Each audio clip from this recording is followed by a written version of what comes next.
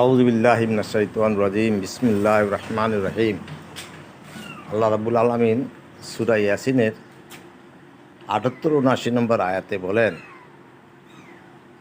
ওয়াদা রাবালা নামাসাল্লাহ নাসিয়া খলকা ওয়ালা মাই হুইল ইজামা ওয়াহিয়া রামিম কুল হুই হাল্লাযী আনশাআহা আওয়ালা মারাতিন ওয়া হুয়া বিকুল্লি শাইইন আলিম।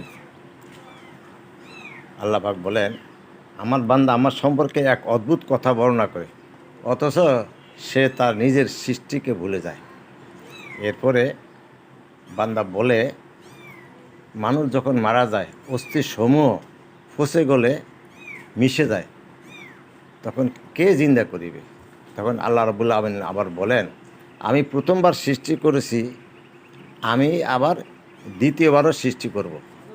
এরপরে আল্লাহ রাসূল হাবিব সাল্লাল্লাহু আলাইহি সাল্লামকে বলেন, হে হাবিব, পৃথিবীর সর্বপ্রকার সৃষ্টি সম্পর্কে আমি অবগত আছি। তো ভাই, আল্লাহ পাকের কুদরত বুঝতে হইলে মুরাকাবা করতে হইব, সৃষ্টি সম্পর্কে চিন্তা করতে হইব, তাহলে বুঝে আসবে। আর যদি সৃষ্টি সম্পর্কে চিন্তা না করি, মোরাকাবা না করি, চক্ষু বন্ধন করিয়া মৌতের কথা স্মরণ না করি, আল্লাহ পাকের সৃষ্টি কখনো আসবে না।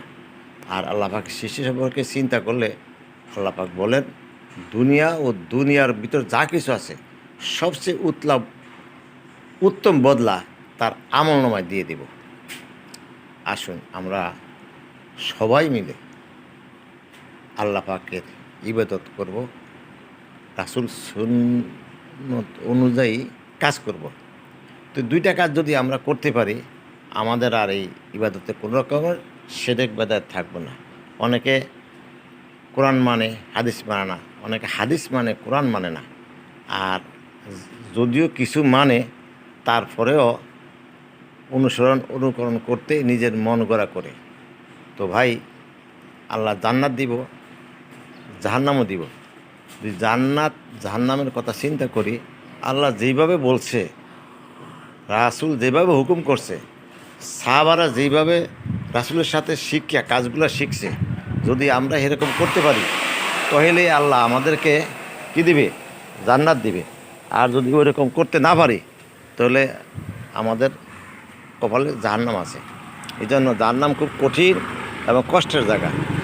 আমরা জান্নাতে যাব, সুখ শান্তি কামিয়াবি অর্জন করব। আল্লাহ পাক আমাদেরকে চিরদিন জান্নাতেই রাখবেন। সবাই মিলে ইবাদত করি।